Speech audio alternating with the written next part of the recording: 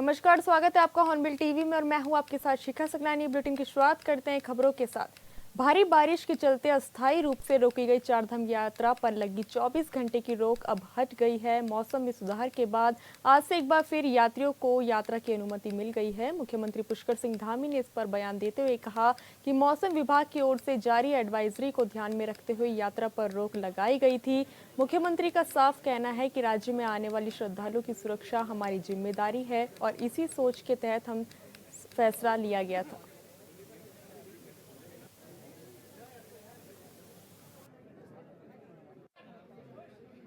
देखिए, आज चूंकि 24 घंटे के लिए यात्रा रोकी थी, मौसम विभाग ने बताया था कि मौसम काफ़ी खराब रहने वाला है। ऐसे में हम यात्रियों की या किसी भी प्रकार का जोखिम नहीं उठा सकते। हमारी सर्वोच्च प्राथमिकता है कि जो भी तीर्थ यात्री श्रद्धालु आ रहे हैं उनकी सुरक्षा, वो हमारे लिए सर्वोच्च प्राथमिकता है। उसको ध्यान में रखकर ही हम यात्रा का संचालन करते हैं।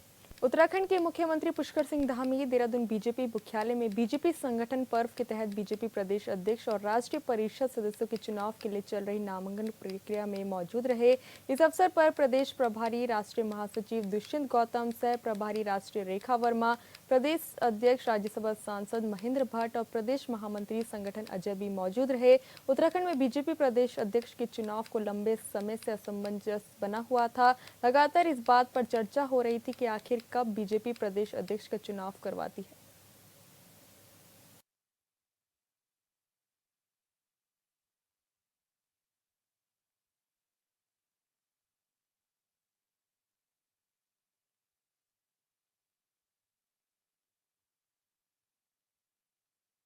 की प्रक्रिया चल रही है और हम सब लोगों ने महेंद्र भट्ट के नामांकन पत्र दाखिल किए हैं और 4 बजे तक इन नामांकन पत्रों की जांच होगी। उसके पश्चात जांच होने के बाद कल दिन में जो समय होगा उस समय के अनुसार जो है जो नाम आए होंगे उसके अनुसार चुनाव अधिकारी उस नाम की घोषणा करेंगे। उत्तराखंड में लगातार हो रही बारिश के बीच मौसम विभाग ने कई शहरों के लिए रेड अलर्ट जारी किया है। लिहाजा सरकार के आदेश पर कई जिलों में आपदा से बचाव के लिए मॉक ड्रिल किया गया। हरिद्वार से लेकर नैनीताल तक किए गए मॉक ड्रिल में वरीय अधिकारियों की निगरानी में कई लोगों को बचाया गया। इस रिपोर्ट में देखिए।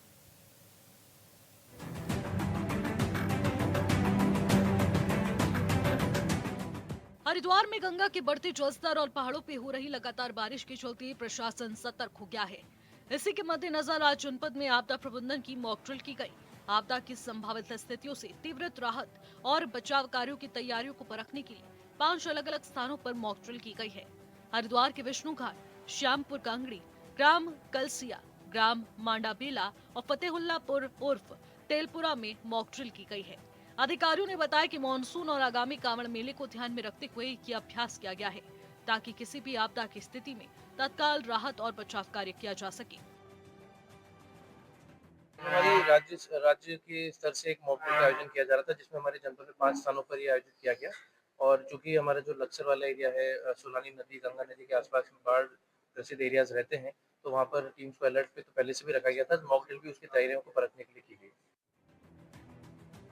इधर आपदा के दृष्टिगत संवेदनशील चंपावत जिले में आपदा को लेकर मॉक ड्रिल की गई। चंपावत के पहाड़ी क्षेत्रों में मूसलाधार बारिश के कारण तहसील पूर्णागिरी के पाटनागाड़ नाला, थवाल खेड़ा, छीनी गोट और ग्राम देवीपुरा, बनबस्सा और क्षेत्रों में अचानक से जलस्तर बढ़ने और सूखे नालों में बाढ़ की स्थिति उत्पन्न होने की परिकल्पना की गई। आपदा की सूचना मिलते ही जिला आपदा नियंत्रण कक्ष चंपावत और तहसील स्तरीय IRS प्रणाली सक्रिय हो गई है। अधिकारियों और जिलाधिकारियों के अध्यक्ष जिला आपदा प्रबंधन प्राधिकरण मनीष कुमार ने जिला नियंत्रण कक्ष से सभी संबंधित विभागों के अधिकारियों से समन्वय स्थापित कर राहत एवं बचाव कार्यों की योजना तैयार कर तीव्र कार्रवाई के निर्देश दिए। इसमें कई जगहों पे जो सिनेरियो थे, जो रूपरेखा बनाई गई थी, उसमें ये था कि टनकपुर क्षेत्र में कई जगहों पे जल भराव की समस्या हो रही है और उसमें लोग फंसे हुए हैं और उनको हमें रेस्क्यू करना है। तो इसके लिए जितने भी लाइन डिपार्टमेंट्स हैं, वहाँ के इंसिडेंट कमांडर जो कि हमारे SDM होते हैं, उनके माध्यम से रेस्क्यू रिलीफ ऑपरेशंस को धरातलीय जो है इसको कार्य को किया गया।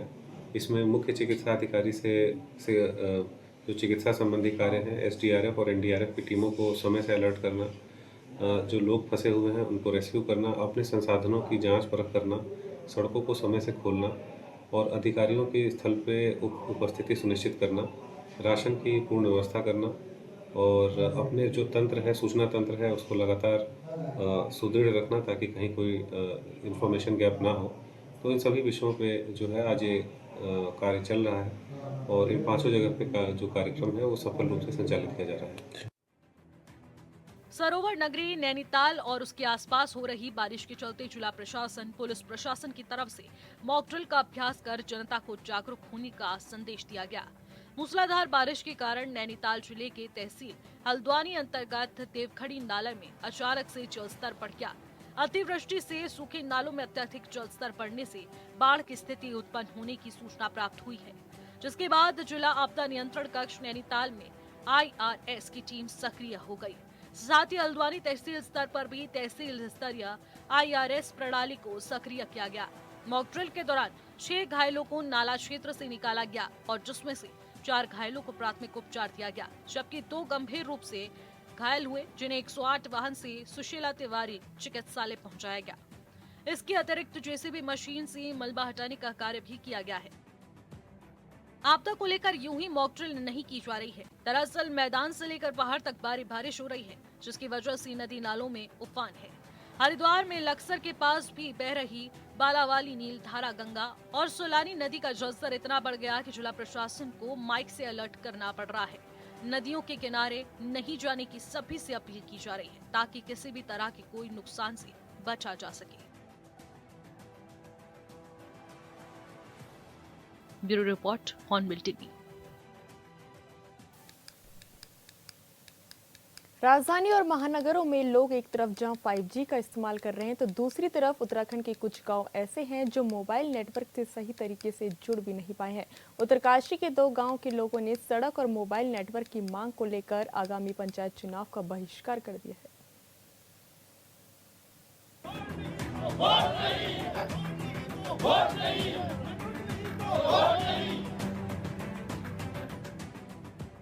उत्तरकाशी की धनारी पट्टी में पटूड़ी और डुंगलथार ग्राम सभा के लोगों ने त्रिस्तरीय पंचायत चुनाव का बहिष्कार कर दिया है। धनारी पट्टी में पटूड़ी और डुंगलथार ग्राम सभा के लोगों ने कहा कि रोड नहीं तो वोट नहीं का नारा दिया है। दरअसल ग्राम सभा पटूरी और डुंगलथार धनारी पट्टी एक दुरुस्त क्षेत्र है। पूर्व में 2 बार विधायक रहे गोपाल रावत की जन्मस्थली है, जो आज विकास की चमचमाती दुनिया में भी पिछड़ा हुआ है। अगर हमको ये कहना है कि हम ग्राम सभा पटोरी ढूंढलार के निवासी हैं और हमारे यहाँ से 2 बार विधायक रह चुके हैं और तब से हम बराबर मांग कर रहे हैं कि हमारे यहाँ जो से मुख्य मोटर मार्ग है कब से पड़ा हुआ, अधर में पड़ा हुआ है। जंगलात की तरफ से उसमें कई प्रकार की आपत्तियाँ लगाई जा रही है, लेकिन उनका समाधान नहीं हो पाया है। और दूसरी बात, हमारे यहाँ मोबाइल का जो सिग्नल है कदापि नहीं है। हम एक तरह से एक मतलब जानवर का जीवन जी रहे हैं जहाँ पर कोई भी कनेक्टिविटी नहीं पकड़ती है। तो हम लोगों ने ग्राम सभा वालों ने निर्णय लिया है कि अगर हमारे यहाँ ये टावर की व्यवस्था नहीं होती है और सेम मुख्य मोटर मार्ग का निर्माण नहीं होता है तो हम तब तक इस वर्तमान जो त्रिस्तरीय पंचायत चुनाव है हम उसका बहिष्कार करते हैं। हम किसी भी कीमत पर वोट नहीं देंगे जब तक हमारी समस्या का समाधान नहीं होता है, क्योंकि पिछले लोकसभा चुनाव में यहाँ हम लोगों ने बहिष्कार किया था तो उस समय जो बड़े बड़े अधिकारी लोग वहाँ पे आए, संपर्क किया, हमने उनका सम्मान किया, उन्होंने हमें आश्वासन दिया था 3 महीने में हम आपकी समस्या का समाधान करेंगे, लेकिन तब से आज तक उस पर कोई भी निर्णय नहीं लिया, कोई फैसला नहीं लिया। देश दुनिया के लोग जहां पर आज 5G और वाईफाई जैसी सुविधाओं का आनंद ले पा रहे हैं, वहीं ग्राम सभा के लोग मोबाइल कनेक्टिविटी के लिए तरस जाते हैं। मौजूदा स्थिति तो ये है कि गांव से अधिकांश लोग पलायन करने को मजबूर हैं। सरकार की गांव चलो नीति पर प्रश्न चिन्ह लगता नजर आ रहा है। ग्रामवासी लंबे समय से मोबाइल टावर की मांग करते हुए नजर आ रहे हैं, लेकिन शासन प्रशासन को शायद इनकी आवाज सुनाई नहीं दे रही है। हमारे ये जो 2 ज्वलंत मुद्दे हैं इनके लिए हम कई वर्षों से प्रयासरत हैं और हमें पिछली बार हमने लोकसभा का बहिष्कार करा था चुनाव का, तभी हमें झूठा आश्वासन मिला था। आज भी हम इसके लिए प्रयासरत हैं। अगर हमारी इन 2 मांगों पर अमल नहीं होता है तो हम त्रिस्तरीय पंचायत चुनाव का बहिष्कार करने के माननीय DM साहब को ज्ञापन देंगे और जब तक हमारी मांगों पर विचार नहीं किया जाता तो हम इसके लिए हमें किस हद तक भी जाना पड़ेगा हम जाएंगे। की डेट में ग्राम पंचायत पटूड़ी और ढुंगलधार वालों ने एक सामूहिक निर्णय लिया, एक सामूहिक बैठक करी और उसमें एक निर्णय लिया गया कि जो 3-4 साल पूर्व में मुख्यमंत्री धामी साहब ने घोषणा करी थी कि सेम मुखेम मोटर मार्ग को हम लोग अभी तुरंत जो है बनाएंगे, उन्होंने ये घोषणा करी थी। लेकिन दुर्भाग्य इस बात का है कि आज तक उस रोड पर जो है कोई भी प्रोग्रेस आगे नहीं हुई, जबकि 2-2 बार धनारी से जो है विधायक रहे हैं हमारे, और जिनका कि पूरी विधानसभा में जो है अपना वर्चस्व रहा। लेकिन बड़ा दुखद घटना है कि जो है आज तक उस रोड पर कोई कार्यक्रम नहीं हुआ। तो इसके एवज में हम लोगों ने आज माननीय डीएम साहब को हम लोग ज्ञापन देने जा रहे हैं कि अगर सड़क नहीं तो वोट नहीं वाले नारे पर हम लोग आगे अग्रसर होने जा रहे हैं। वर्ष 2023 में उत्तरकाशी में रामलीला मैदान में मुख्यमंत्री पुष्कर सिंह धामी ने पटूरी सेम मुखेम मोटर मार्ग की घोषणा करते हुए जनता को आश्वासन दिया था कि उत्तराखंड के 5वें धाम से पटूरी सेम मुखेम मोटर मार्ग निर्माण करते हुए जोड़ा जाएगा। लेकिन ग्रामीणों का आरोप है कि सीएम धामी सिर्फ घोषणाओं पर चलते हुए नजर आते हैं, लेकिन आज तक निर्माण कार्य शुरू नहीं हो सका है। अब लोगों का सीएम धामी की घोषणा से भी विश्वास उठ चुका है। पटूरी धनारी को सेम मुखेम मोटर मार्ग से जोड़ना तथा जानसू ऊपरी कोट मोटर मार्ग से श्यामा चट्टी तक मोटर मार्ग एवं मुल्ला बेलक सिद्धि नारायण मोटर मार्ग का निर्माण कार्य कराया जाएगा। अब ग्राम सभाओं ने त्रिस्तरीय पंचायत चुनाव का बहिष्कार करते हुए कहा कि रोड नहीं तो वोट नहीं, क्योंकि पिछले लोकसभा चुनाव में भी ग्रामवासियों ने चुनाव बहिष्कार किया था। लेकिन प्रशासन ने आश्वासन दिया कि जल्द ही मुख्यमंत्री की घोषणा पर अमल किया जाएगा और शीघ्र मुख्य मोटर मार्ग का निर्माण शुरू किया जाएगा। लेकिन वर्तमान की स्थिति ये है कि ग्रामीण अपने आप को ठगा सा महसूस कर रहे हैं। उत्तरकाशी से दीपक नौटियाल की रिपोर्ट।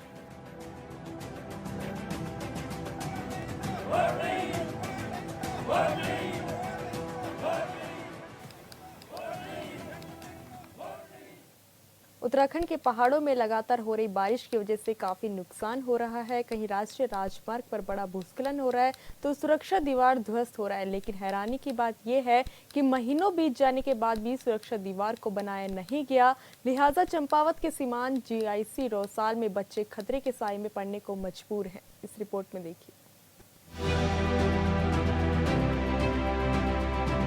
चंपावत जिले के अधिकारी अपने कार्यों के प्रति कितने जागरूक हैं, इसका जीता जागता उदाहरण लोहाघाट ब्लॉक के सीमांत जीआईसी रौसाल में देखा जा सकता है, जहां एक वर्ष पूर्व आई आपदा से विद्यालय भवन की सुरक्षा दीवारें और विद्यालय भवन के पीछे बनी लोक निर्माण विभाग की दीवार ढह गई थी।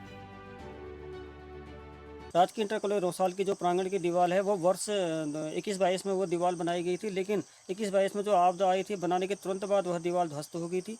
उसके बाद फिर उसे 24-25 में दोबारा बनाया गया, लेकिन सितंबर माह में जो आपदा आई थी, आपदा में वह दीवार फिर से ध्वस्त हो गई, पूर्ण रूप से ध्वस्त हो गई थी।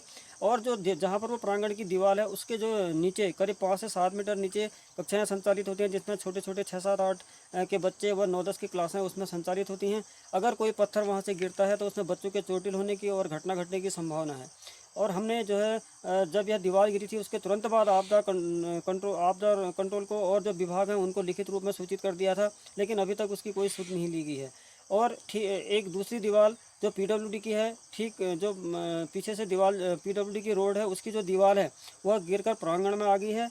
और जो उसकी भी हमने जो है तुरंत जो सितंबर माह में आपदा आई थी उस समय तुरंत उनको सूचित कर दिया गया था, विभाग को भी सूचित कर दिया गया था और आपदा को कंट्रोल में भी उसको सूचित कर दिया गया था, लेकिन अभी तक जो है न तो उसके पत्थर उठाए गए हैं न वह दीवार बनाई गई है। विद्यालय के पीटीए अध्यक्ष मोहन चंद्र पांडे कहते हैं कि विद्यालय भवन पूरी तरह से खतरे की जद में है। मानसून काल में छात्रों के साथ कभी भी कोई बड़ा हादसा हो सकता है। विभागीय अधिकारियों से कई बार सुरक्षा दीवार निर्माण के लिए कहा गया है, पर कोई कार्रवाई नहीं की गई। पांडे ने कहा कि विभागीय अधिकारियों का कहना है कि अभी तक एस्टीमेट तैयार नहीं किया गया है। स्थिति तो यह है कि दीवार के गिरे हुए पत्थर तक नहीं उठाए गए हैं। पांडे ने संबंधित अधिकारियों पर लापरवाही के गंभीर आरोप लगाए हैं। उस दीवार को छोड़ दिया गया है। हमने बार बार जो है विभाग को इस बारे में सूचित किया है, और जब अभी हमने विभाग से संपर्क किया तो उनका कहना था कि हमने इसका जो है अभी तक कोई एस्टीमेट नहीं बनाया है। तो हमारी बड़ी इस बात का बड़ा दुख होता है कि आखिर इतनी संवेदनशील जगह है जहाँ 250 से अधिक बच्चे पढ़ते हैं, सीमांत का स्कूल है, और इस ऐसी जगहों पर विभागों की उदासीनता देखकर बड़ा दुख होता है। अभी भी हम जो है बार बार ये प्रशासन से और विभाग से अनुरोध करना चाहेंगे कि जो प्रांगण की दीवार है और जो पीडब्ल्यूडी के द्वारा जो पीडब्ल्यूडी की रोड है, जो उसकी दीवार जो प्रांगण में गिरी हुई है, उसके पत्थरों को तुरंत उठाया जाए और उस दीवार को बनाया जाए, और जो नीचे प्रांगण की दीवार है उसको भी ठीक किया जाए, क्योंकि न तो बच्चों के पास जो है प्रार्थना करने के लिए प्रांगण है, न कोई क्रीड़ा स्थल है, तो बहुत ही बड़ी समस्या है और उसमें दुर्घटना होने की भी संभावना है। किसी भी बच्चे को चोट लग सकती है, क्योंकि अभी बरसात का फिर दोबारा सीजन शुरू हो गया। बार बार मौसम विभाग के द्वारा भारी से भारी बारिश की चेतावनी दी है और स्कूल भी इस समय खुले हुए हैं। अगर कोई पत्थर नीचे गिरता है तो उसमें बड़े जो बच्चे को कोई अगर नुकसान होता है तो उसकी जिम्मेदारी किसकी होगी? प्रशासन की होगी, शिक्षा विभाग की होगी या सरकार की होगी? तो हम जल्द से जल्द जो है उस दीवार को बनाने का अनुरोध करते हैं। आशा करते हैं कि जल्द से जल्द जो है इसमें कार्य किया जाएगा। पीटीए अध्यक्ष मोहन चंद्र पांडे ने जिलाधिकारी चंपावत से बच्चों की सुरक्षा को देखते हुए सुरक्षा दीवार निर्माण की मांग की है। उन्होंने कहा कि क्षेत्र आपदा की दृष्टि से बेहद संवेदनशील है। अगर विद्यालय में कोई दुर्घटना छात्रों के साथ होती है तो उसकी जिम्मेदारी शासन प्रशासन की होगी। हालांकि अब जिले के नए जिलाधिकारी मनीष कुमार ने मामले पर संज्ञान लिया है। उन्होंने संबंधित अधिकारियों को समस्या के समाधान के निर्देश दिए हैं। Bureau report, hornbill TV.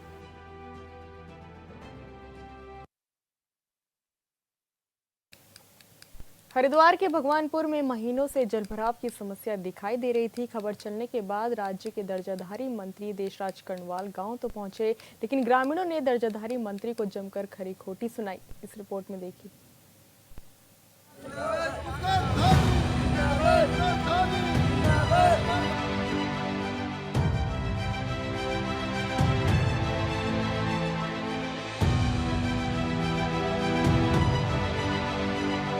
Haridwar में भगवानपुर क्षेत्र के अकबरपुर कालसो गांव में दर्जनों घरों में पानी भरा हुआ है, जिसकी खबर चलने के बाद राज्य सरकार दर्जाधारी मंत्री देशराज कर्णवाल गांव पहुंचे, जहां उन्होंने जलभराव की समस्या से निजात दिलाने की बात तो कही, लेकिन ग्रामीणों ने जमकर विरोध किया। रोड वो जा रहा है सामने और एक पुलिया है यहाँ गांव की उधर, वो भी बंद है और वो इधरले वाली भी बंद है। दोनों साइड, एक पूरब की तरफ है, एक पश्चिम की तरफ है पुलिया, दोनों पुलिया बंद है। देखो यहाँ हम तो विधायक के पास यहाँ पे कभी एडीएम के यहाँ भी तहसीलदार देख के सुनवाई नहीं करता है यहाँ पे। बढ़िया समाचार आपका लोगों का, आपने बहुत अच्छी खबर मतलब दी है। गांव की जो है ना स्थिति बहुत खराब हो रखी थी, आपने बहुत अच्छा किया है, मतलब खबर अच्छी पहुंचाने का वो किया है, तो आपका बहुत बहुत धन्यवाद। आप आए, आपने मंत्री जी आज पहुंच गए हैं। मंत्री जी यहाँ पहुंचे, देखो अभी अभी देख रहे हैं, वो कर रहे हैं, निरीक्षण कर रहे हैं, देख रहे हैं, गलियों में जा जाके घरों में देख रहे हैं। मतलब देशराज कर्णवाल ने अकबरपुर कालसो गांव का निरीक्षण किया और अधिकारियों को निर्देशित किया, जिसमें उन्होंने कहा कि जल्द से जल्द समस्या का समाधान हो। तभी वहां कुछ ग्रामीण और इकट्ठा हो गए और देखते ही देखते वहां हंगामा खड़ा हो गया।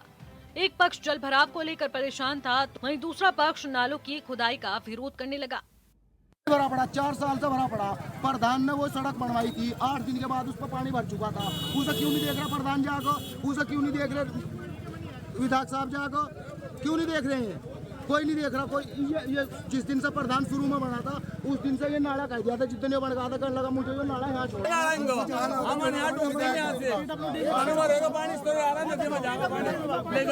अभी चलाना सही चला रहा प्रधान, हमने चलाते जितना है प्रधान चला रहा था ना सही। ग्रामीणों का कहना है कि जब एक नाला मौजूद है तो दूसरे नाले को खोलने की क्या जरूरत है। यानी गांव के लोगों में ही विरोधाभास दिखता है। जलभराव की वजह से क्या वजह निकल कर आती है, इसके कई कारण हैं, जिनका समाधान कब होगा ये भी कहना मुश्किल है, क्योंकि बात 5-10 दिन की नहीं बल्कि महीनों से लोग गंदगी में जीने को मजबूर है। अगर दिल के आईने काले रहेंगे, चेहरों पे कैसे उजाले रहेंगे, धुआं बन के उड़ जाएंगी सब किताबें अगर अपने होठों पे ताले रहेंगे। जब गांव का प्रधान ये जागरूक प्रधान है जो इस आवाज को हर स्तर पर उठा रही हैं, ये अम्बेडकरवादी हैं, क्योंकि बाबा साहब अम्बेडकर जी ने कहा था कि जुर्म करने वालों से ज्यादा जुर्म सहने वाला गुनाहगार होता है।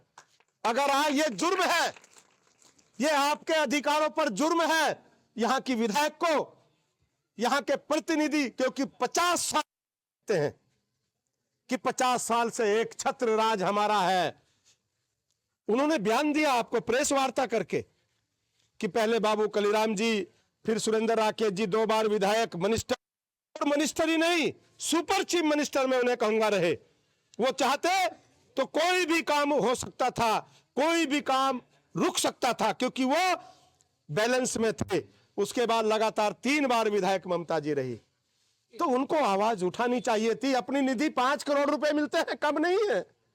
यहां भी काम जो हुआ है पीडब्ल्यूडी से मेरे प्रस्ताव पर हुआ, मेरी याचिका पर हुआ है।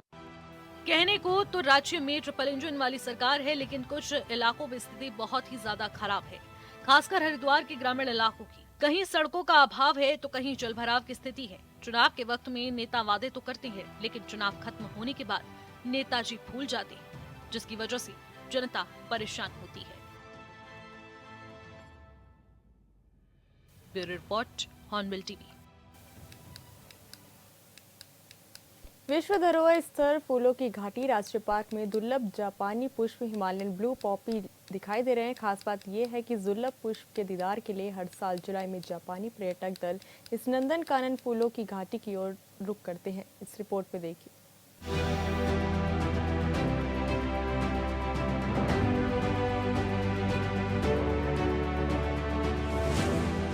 उत्तराखंड के चमोली जनपद की उच्च हिमालयी भुंडार वैली में मौजूद दुर्लभ प्रजाति के सैकड़ों अल्पाइन हिमालयी पुष्पों की पनाहगाह और यूनेस्को की अनमोल विश्व प्राकृतिक धरोहर फूलों की घाटी इन दिनों विदेशी मेहमान और पुष्प हिमालयन ब्लू पॉपी की सौंधी खुशबू से महक रहा है।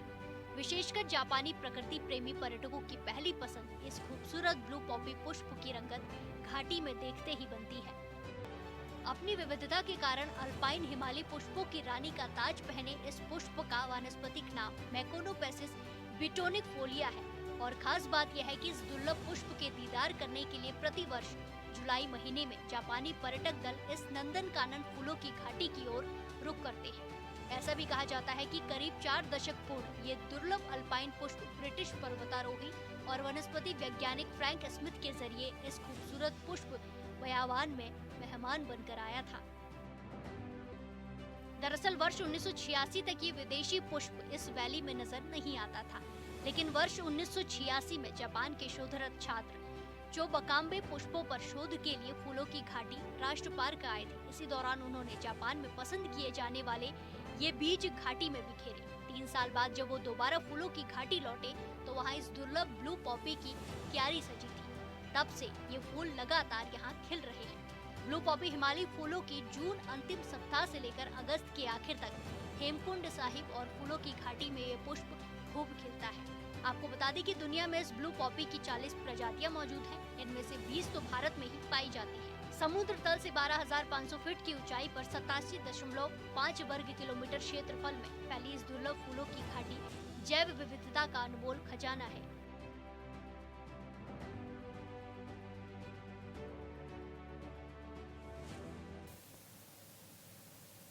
फिलहाल इस बुलेटिन में इतना ही। आप देखते रहिए हॉर्नबिल टीवी। नमस्कार।